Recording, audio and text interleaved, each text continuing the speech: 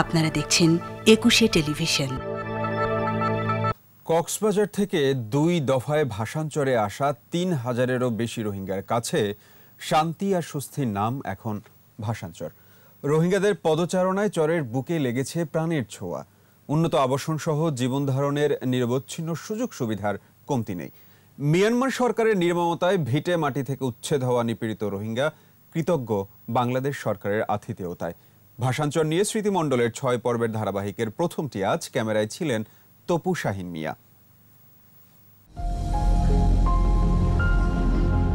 নোয়াখালীর মেঘনা নদী ও বঙ্গোপসাগরের মোহনায় জেগে ওঠা ভাসান চরের আয়তন প্রায় 13,000 একর। চরের 6,427 একর জমির মধ্যে প্রকল্প এলাকা 1,702 একর, ক্লাস্টার এলাকা প্রায় 432 একর ও অব্যবহৃত ভূমি 918 একর।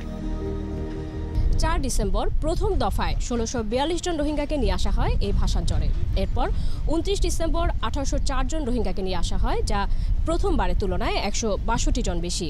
এই ভাষান্তরে 1 লাখ রোহিঙ্গার আবাসন স্থল সহ সার্বিক সুযোগ সুবিধা নিয়ে প্রস্তুত ভাষান্তর।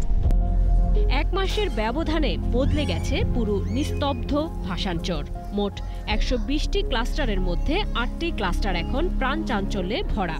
2 দফায় আসা 3000-এর বেশি রোহিঙ্গার আবাসস্থল ঘিরে গড়ে উঠেছে দোকানপাট। গণবসতি ভালো লাগে না, বাসানসরে আসিলাম, বাসানসরে অনেক ভালো লাগে। বেশি ভালো সুবিধা জায়গা, রাস্তা রোড ঘাট, ফুটবল খেলার মাঠ, ঘর দুয়ার ভারত বইয়ার হয়, বাতাস হয়, হেরে না ভাইতাম। বাসানসরে বেশি ভালো লাগিয়ে চলাফেরা ঠিক আছে, তাহলে জ্ঞান সাইহান পাই।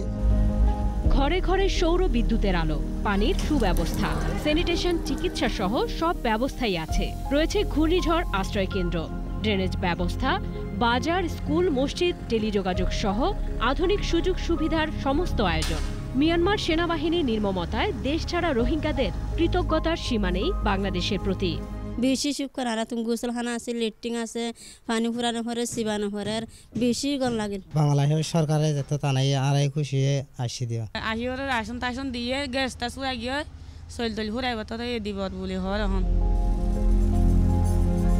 মুক্ত পরিবেশে আপন মনে খেলা করছে শিশু কিশোররা, ঘুরে বেড়াচ্ছে শান্তি আর স্বস্তিতে।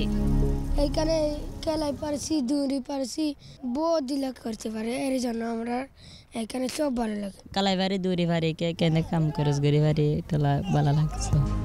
ভাষান্তরে রোহিঙ্গাদের উন্নত জীবন, নিরাপত্তা নিশ্চিত করা সহ জীবিকা নির্বাহের সুযোগ তৈরিরও কাজ চলছে। তাদের যে স্যানিটাইজেশন সিস্টেম, তাদের যে ইলেকট্রিসিটি, তারা হোল নাইট কিন্তু আমাদের সোলারের মাধ্যমে লাইট জ্বলছে। তো এই সুবিধাগুলি তো এখানে বেশি, রাস্তাঘাটের সুবিধা বেশি, ওপেন স্পেস আছে, বাচ্চারা হাঁটাহাঁটি করতে পারছে। প্রথম দফায় ভাষান্তরে আসা রোহিঙ্গাদের কাছ থেকে ইতিবাচক সাড়া পেয়ে এসেছে দ্বিতীয় দলটি। পরের দফায় এই সংখ্যা আরও বাড়বে। স্মৃতিমণ্ডল, একুশে টেলিভিশন, ভাষান্তর, নোয়াখালী।